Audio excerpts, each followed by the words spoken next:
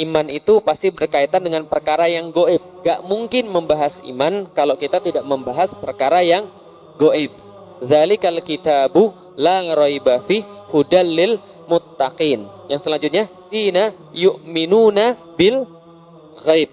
Berarti ada urusan dengan yang goib. Berarti kalau ada orang yang tidak percaya dengan hal yang goib, itu berarti tidak bisa beriman.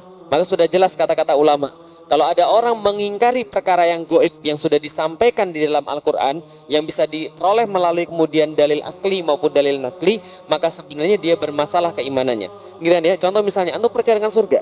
Gak percaya antum? Yakin? Benar percaya? Serius? Nah, berarti antum beriman insya Allah. Nah, kenapa? Percaya pada yang goib. Karena surga itu adalah perkara yang goib. Karena orang itu tidak pernah melihat surga. Antum pernah melihat surga atau tidak? Nggak pernah antum melihat surga.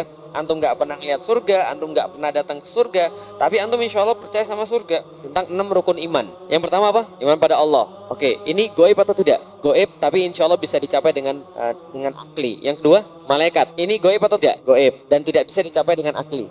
Harus dengan akli. Yang ketiga, kitab. Bisa dilihat goib atau tidak? Tidak, dan insya Allah bisa dicapai dengan akli. Yang keempat, Rasul. Bisa dilihat atau tidak? Tidak bisa dilihat. Berarti goib bagi kita yang sekarang. Bagi orang zaman dulu tidak goib, tapi insya Allah bisa dicapai dengan akli juga.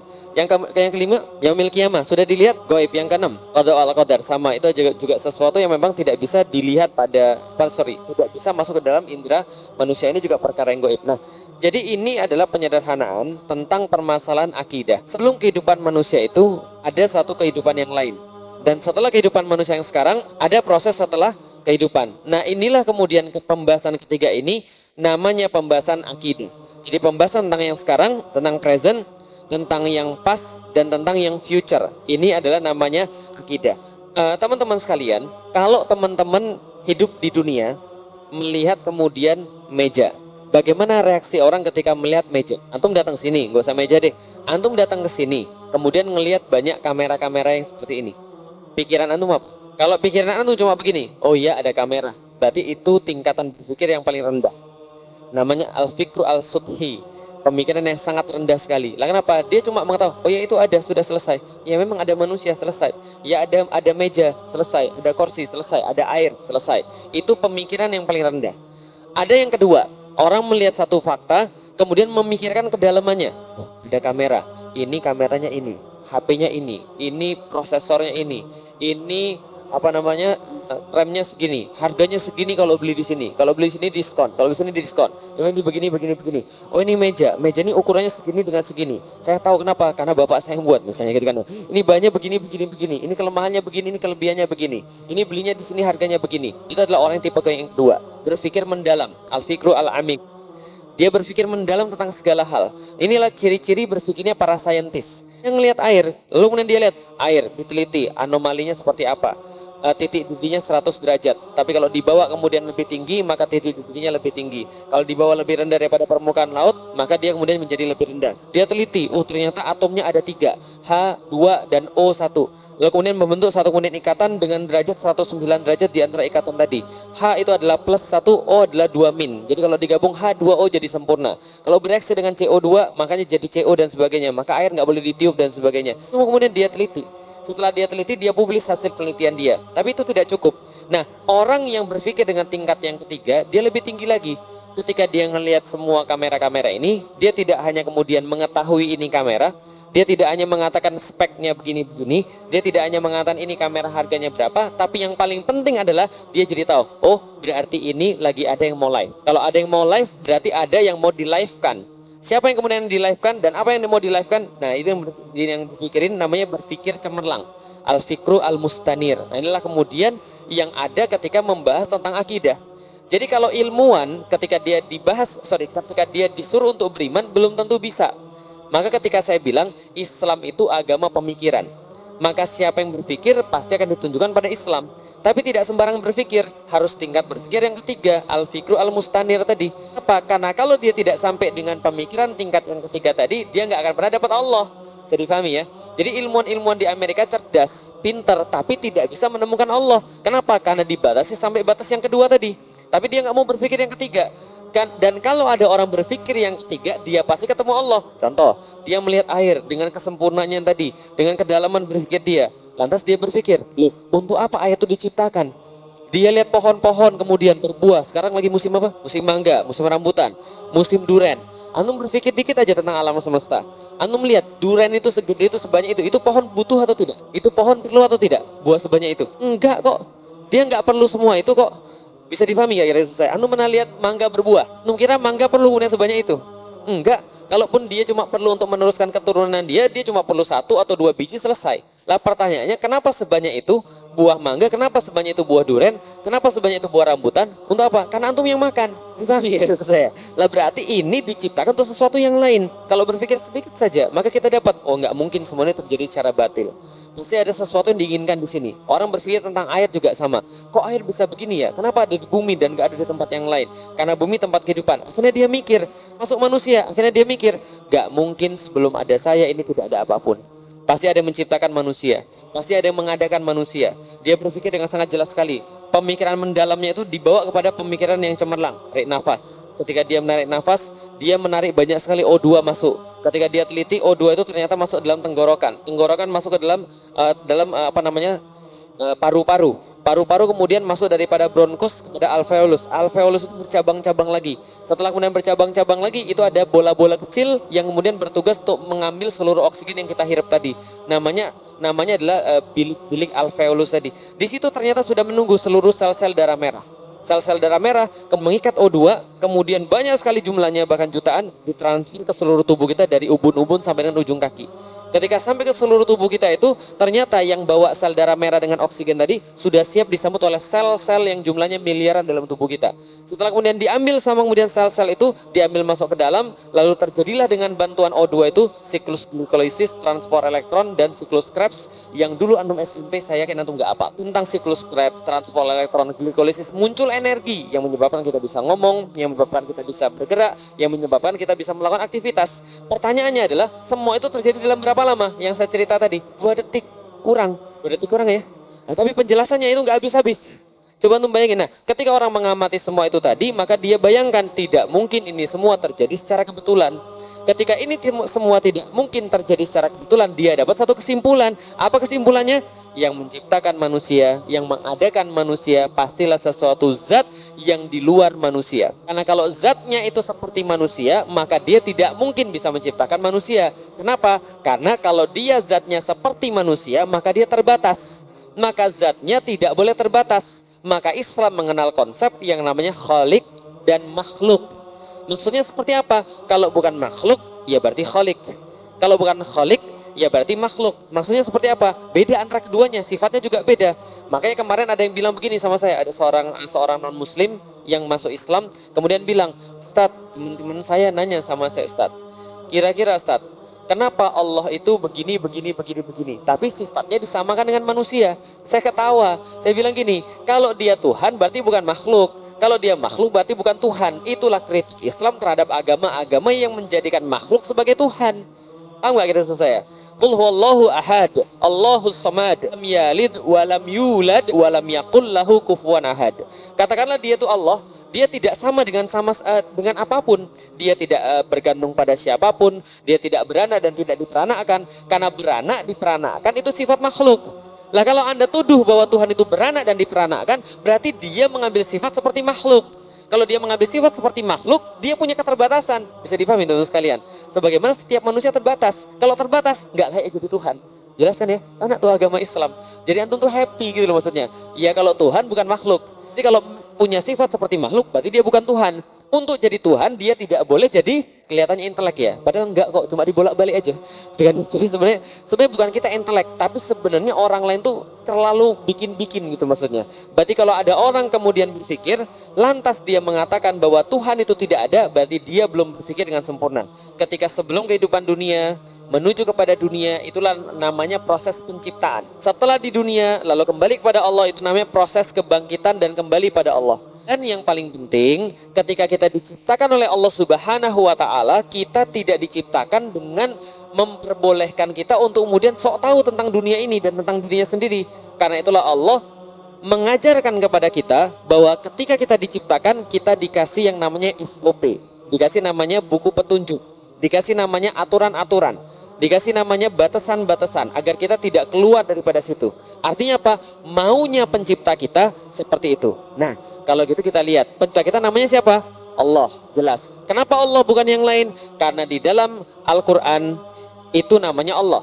Pertanyaannya, kenapa percaya dengan Al-Quran? Karena Al-Quran di dalam surat Al-Baqarah ayat 23 menantang pada setiap orang yang meragukan kepada Al-Quran untuk mendatangkan yang semacamnya. Maka selama tantangan ini tidak bisa dijawab, maka selama itulah antum punya alasan menjadi seorang muslim. Artinya antum tidak terbantahkan menjadi seorang muslim. Bila mukjizat Nabi Musa itu membelah lautan, bila mukjizat Nabi Isa adalah menghidupkan orang mati, maka mukjizat Nabi Muhammad adalah Al-Quran. Bedanya apa? Bedanya tongkatnya Nabi Musa sudah tidak ada lagi zaman sekarang yang bisa membelah lautan. Nabi Isa tidak ada lagi kemudian sekarang seperti Nabi Isa yang bisa menghidupkan orang mati. Tapi setelah kemudian Rasulullah wafat, mukjizatnya tetap ditinggal. Itulah namanya Al-Quran. Nah, karena itulah orang tidak boleh sok tahu. Kemarin saya pernah ketemu seseorang yang mengatakan begini, saya itu nggak ada masalah. Lah kenapa? Saya itu yang penting itu adalah baik saja. Nggak perlu beragama, yang penting saya baik. Lah kenapa? Lah kan yang penting kan baik. Kalau misalnya beragama tapi kemudian buruk, terus kenapa? Lalu saya bilang, iya, tapi pertanyaannya, antum tahu dari mana ini baik dan ini buruk? Ya hati nurani aja. Nggak bisa hati nurani. Gimana hati nurani itu bisa menentukan baik atau buruk? Sekarang saya tanya antum. Contoh misalnya begini, nggak usah bilang jauh-jauh tentang hati nurani deh. Antum pernah suka sama seseorang. Pas antum suka, dia baik atau enggak? Tapi begitu antum disakiti, kira-kira gimana? Dia jadi baik atau jadi buruk? Manusia tuh nggak bisa menentukan baik atau buruk. Tergantung pandangan dia. Sesuatu bisa dikatakan baik bagi seseorang, bisa dikatakan buruk bagi seseorang, maka baik dan buruk tidak bisa distandarkan pada manusia yang terbatas. Contoh misalnya, ada orang anaknya diperkosa. Jadi ada seorang ayah anaknya diperkosa. Antum coba bayangin, antum punya anak perempuan, anak antum diperkosa. Pemerkosanya itu kemudian dihukum dengan cara potong kepalanya. Kira-kira menurut antum baik atau tidak? Dibandingkan kemudian cuma dipotong kepalanya dengan kemudian disiksa pelan-pelan sampai mati, antum lebih setuju yang mana? Sampai mati. Memang antum itu ya sadis ya. Maksudnya adalah tiap orang punya standar yang berbeda-beda tentang yang namanya baik atau buruk. Tapi bagi orang yang nggak ngalami, bisa jadi dia bilang gitu, itu hukuman terlalu sadis. Harusnya tidak seperti itu, harusnya dikurung aja di penjara. Dia punya harapan untuk hidup kok. Antum bilang sama dia, iya lu nggak ngalami. Lah gue ngalami, saya sakit hati, saya nggak mau terima begitu. Tapi nggak boleh gitu, kita harus bijaksana. Dia sekalian dibunuh kan itu ya. Lah misalnya contoh seperti tadi. Artinya baik dan buruk bila diserahkan pada manusia itu liar. Itu maksudnya, bisa dipahami ya. Liar sekali. Bisa jadi yang benar-benar baik jadi nggak baik. Bisa jadi yang buruk justru jadi baik. Atau yang buruk bisa jadi buruk beneran. Tergantung manusia itu penilaian seperti apa. Karena itulah perlu standar baik dan buruk itu diserahkan pada bukan manusia. Yaitu pada siapa? Siapa lagi selain pencipta manusia. Nah, kalau semua itu sudah beres pemikirannya, maka orang taat sama Allah itu enak. Lah kenapa? Orang taat sama Allah itu kayak orang taat sama dokter. Bahkan dia lebih bagus ketaatannya lagi. Kalau sama dokter aja antum nurut, antum harus begini ya, begini ya, begini ya. Ya insya Allah. Antum nggak banyak protes. Lah kenapa sama Allah antum banyak protes? Padahal Allah itu memang yang mengendalikan segala-galanya. Kalau semua pembahasan ini sudah beres, maka pembahasan syariat itu baru bisa dilanjutkan. Pembahasan dakwah baru bisa dilanjutkan. Tapi kalau antum pembahasan akidahnya belum beres, itu masalah. Karena antum pasti menentang perintah Allah. Ada orang mati-matian, saya nggak mau pakai kerudung. Lah kenapa? Kerudung nggak ada perintahnya di dalam Al-Quran. Saya jelasin, ini perintahnya begini. Kemudian dia bilang, nggak, tetap saya nggak mau pakai kerudung. Lah kenapa? Yang penting saya baik. Yang penting saya baik. Lalu saya tanya sama dia begini, mohon maaf mbak, punya ibu? Punya. Sayang sama ibunya? Sayang. Pertanyaan saya sederhana, sama antum juga sayang dengan ibunya. Pertanyaan saya sederhana, antum pengen menyenangkan ibu antum, lihat ya, menyenangkan ibu antum. Pertanyaan saya, antum nanya dia atau antum nentuin sendiri apa yang dia suka? Nanya atau nentuin sendiri? Contoh, antum mau ngajak dia makan, ya. Lalu kemudian antum bilang gini, mah, hari ini kita makan di sini jam segini. Siap ya mah? Pakai baju tolong yang warna segini. Siap ya mah? Saya jemput jam segini. Kira-kira ibu antum senang atau tidak? Tidak. Lah kenapa? Kata antum mau menyenangkan saya. Jadi kalau mau menyenangkan saya, tanya saya dong. Ibu, mohon maaf, kita rencana mau makan malam. Kira-kira mau makan apa ya? Itu kan cara orang mau menyenangkan begitu kan ya? Ibu kira-kira mau makan apa ya? Ibu nanti mau dijemput jam berapa ya? Ibu nanti mau dijemputnya pakai apa ya? Kira-kira siapa aja yang mau ibu bawa? Nah, itu tanya pada ibunya. Karena yang mau disenangkan adalah ibunya. Pertanyaan saya, antum mau menyenangkan Allah, tapi pakai cara antum. Kayaknya Allah senang kalau sholat subuh saya 3 rakaat. Kenapa? 2 tuh terlalu mainstream, 3 aja. Langsung dibilang, kamu ini gimana sholat subuh kok 3 rakaat? Yang sholat 3 rakaat bilang, ya 3 rakaat dimarahin apalagi 2, gitu kan. Lebih kurang maksudnya gitu kan. Jadi artinya inilah kemudian orang yang sok tahu tadi. Ketika orang sok tahu, dia merasa dengan perbuatan itu Allah suka. Padahal belum tentu Allah suka. Bisa jadi Allah kemudian punya ketentuan yang lain. Yang Allah kata di dalam Al-Quran, wa asang rohu syaya wa huwa khairul lakum, wa asang tuhibbu syaya wa huwa syarrul lakum, wallahu ya'lamu wa antum la ta'lamun. Allah yang tahu bagaimana caranya, Anda tidak tahu. Allah lebih tahu tentang Anda tidak tahu tentang Allah. Maka taati perintah Allah. Maka sebelum kehidupan di dunia, ketika kita yakin itu ada Allah, dan di dunia ini kemudian kita hidup sekarang dan akan kembali kepada Allah, maka sungguh tidak ada pilihan pada antum selain antum berbuat sesuatu itu sesuai dengan perintah Allah Subhanahu wa taala. Dasar daripada Islam adalah pemahaman tauhid. Inilah yang dimaksud dengan pemahaman tauhid, yaitu adalah antum meyakini karena antum sudah punya bukti bahwa yang namanya Tuhan itu adalah Allah yang menciptakan antum. Setelah mati akan kembali pada Allah. Dan ketika antum kembali pada Allah, antum bawa semua amalan-amalan antum di dunia, bertanggung jawab terhadap Allah dengan apa yang dia turunkan sebelumnya. Nah kalau ini sudah jelas, insya Allah hidup antum gak akan tersesat. Jamin, gak pernah akan tersesat. Walaupun gak tahu syariat, Ustaz. Ya itu gak mungkin lah gak tahu syariat. Tapi sebenarnya kalau antum sudah paham ini, antum akan mudah sekali dalam menjalani segala sesuatu. Contoh misalnya, antum pokoknya taunya, antum tuh dari Allah, akan kembali pada Allah. Yang penting itu dulu. Cari bukti bahwa antum itu benar Allah itu Tuhan. Cari bukti bahwa antum benar-benar akan kembali pada Allah. Cari bukti bahwa benar-benar yang namanya Tuhan itu adalah Allah. Kalau itu sudah terjadi, semuanya gampang. Antum berbuat salah, ada orang datang langsung bilang, ini dari Allah. Selama itu terjadi, Allah langsung sami'na wa ata'na. Yang penting ada orang bilang, ini dari Allah. Jadi antum tidak lagi mempedulikan dalilnya, tapi antum mempedulikan dari mana datangnya dalil itu. Kalau ada orang sudah bilang, ini dari Allah Subhanahu wa ta'ala, dia bacakan ayatnya kepada antum, antum akan mudah menerima. Ketika ada kemudian orang datang, ini dari Rasulullah sallallahu alaihi wasallam, dan Anda sudah tahu bahwa Rasulullah yang memerintahkan adalah Allah, maka Anda sami'na wa ta'na, antum akan mudah menekan segala-galanya, dan antum tidak akan takut pada apapun. Nah, kenapa? Karena sudah ada Allah tadi. Antum diancam orang, santai. Kenapa? Ya, semuanya milik Allah. Kalau andaikan Allah mau ngambil daripada saya nyawa ini, karena semuanya adalah milik Allah, Allah bisa sudah ambil dari dulu. Anda nggak usah susah-susah nempeleng saya.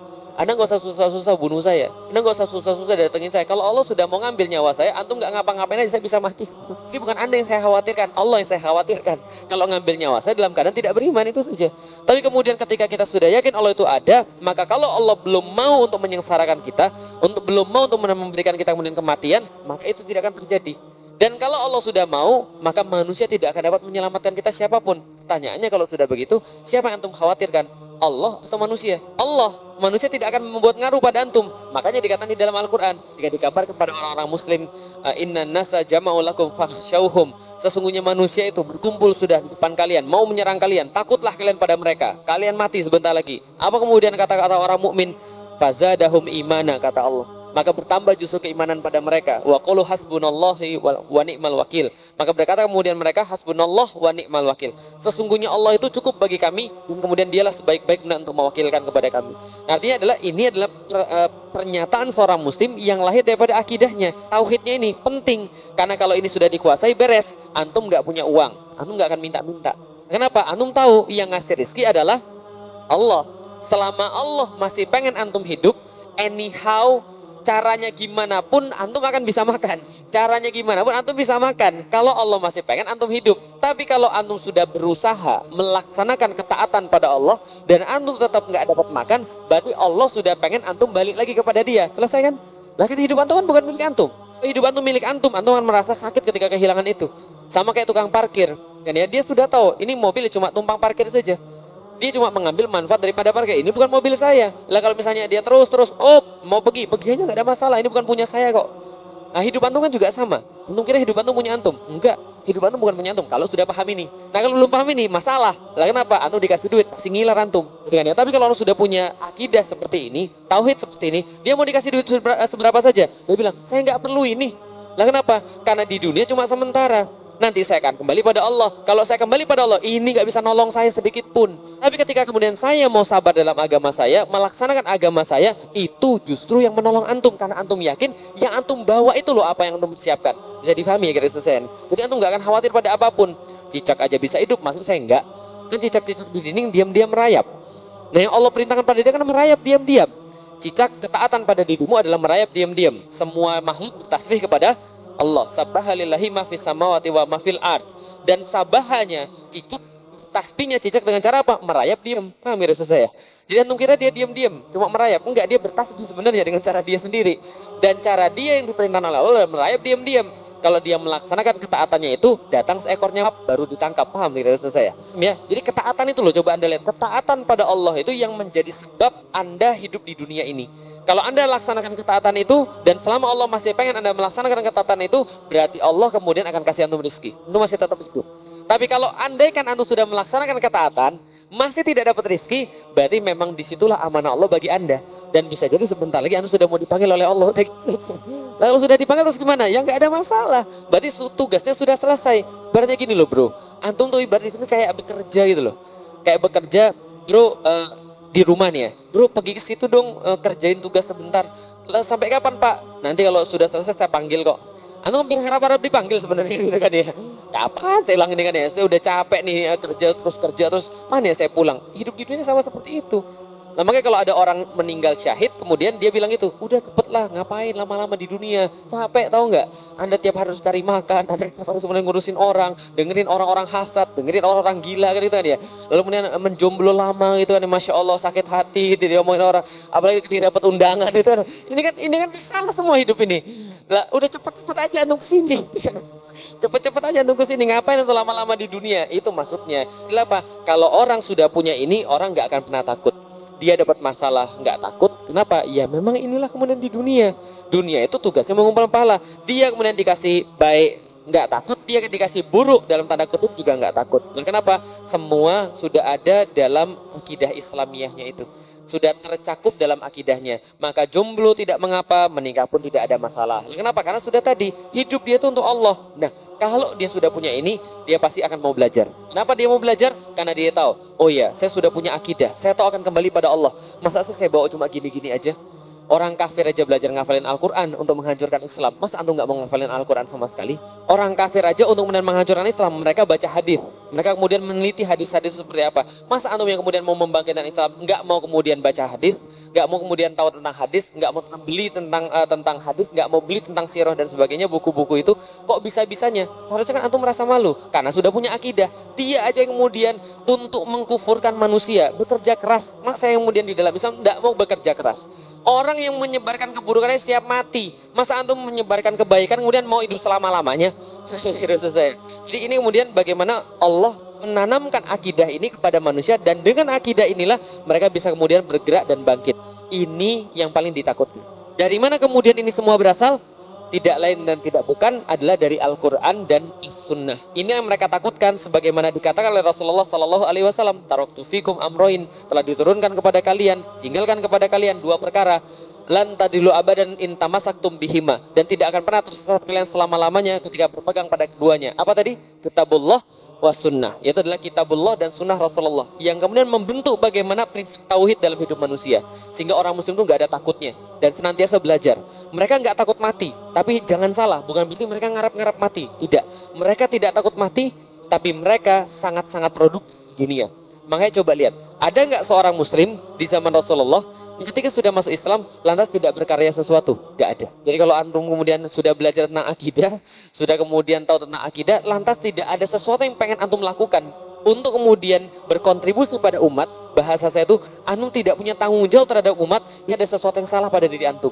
Karena kenapa? Karena orang ketika melakukan sesuatu, berpindah status pada sesuatu, dia pasti akan berubah. Contoh, lihat ya, orang yang baru nikah itu pasti hidupnya berubah. Lah kenapa statusnya berubah? Dipahami ya itu saya? Harusnya ketika ada orang sudah menikah, harapan hidupnya lebih tinggi. Orang yang sudah menikah setelah diteliti, harapan hidupnya lebih tinggi. Lah kenapa? Karena ternyata dia hidup bukan untuk diri sendiri, tapi hidup untuk orang lain juga.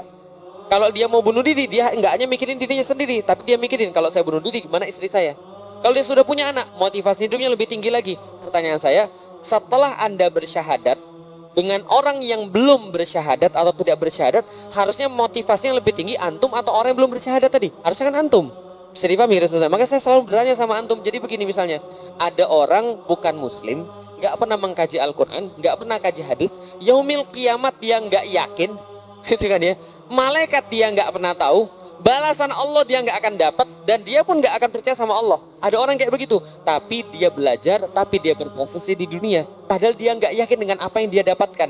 Dia nggak yakin dengan apa yang kemudian dijanjikan pada dia. Antum sudah dijanjikan sama Allah. Pertanyaan saya sama antum, janji Allah yang mana yang antum kemudian ragukan kalau begitu? Allah sudah kasih tahu ada surga. Allah sudah kasih tahu kemudian ada balasan yang terbaik. Allah sudah kasih tahu ada malaikat-malaikat. Khusus bagian antum yang laki-laki, Allah sudah janji pada antum ada yang namanya hurun ain. Ada kemudian bidadari-bidadari. Yang paling bagus bagi kita semua, Allah janji kita bisa melihat Allah, mendapatkan ketenangan di surganya Allah, mendapatkan kebaikan di surganya Allah. Pertanyaan saya, kalau sesudah janji-janji semua itu, antum tidak bersemangat dalam agama ini, lalu apalagi yang Allah janjikan pada antum? Pertanyaannya, kenapa orang kafir bisa kemudian bersemangat? Gitu maksudnya, padahal mereka nggak punya janji itu. Jadi pahami ya maksud saya kira-kira ya. Ini agama ini luar biasa loh. Dia kemudian memberikan yang sangat jelas sekali Allah itu kepada kita. Yang membuat kita kalau memahami akidah dari awal, kita tidak akan pernah menjadi orang-orang biasa di dunia ini. Pasti akan ada sesuatu yang mau kita kejar, nah kita bisa berkontribusi di dalam kemudian agama ini. Imam Syafi'i berkata, kunci daripada keimanan adalah berpikir. Maka di dalam Al-Quran ada ratusan ayat yang menyuruh kita untuk berpikir, dan ratusan ayat yang lain yang berada isi tentang perumpamaan untuk merangsang kita berpikir agar kita menemukan keimanan kepada Allah Subhanahu wa taala. Adapun dalil yang bisa menghasilkan keyakinan dengan yakin 100% dan berhasil membentuk akidah ada dua macam. Yaitu adalah pertama, dalil akli dan dalil nakli. Berasal dari kata akal. Nakli berasal dari kata nakal, artinya nukil. Iya, nukil itu asal kata bahasa Arab, nukli.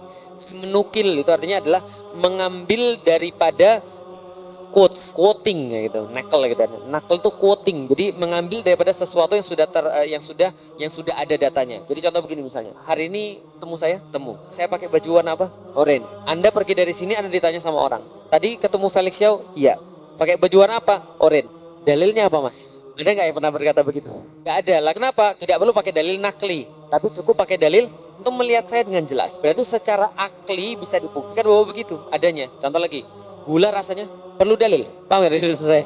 Jadi nggak perlu dalil, jelas ya. Lah kenapa? Karena sudah terbukti begitu secara akli ya. Contoh misalnya, itu namanya akli. Akli adalah sesuatu yang bisa dijangkau dengan akal sehingga tidak perlu dalil.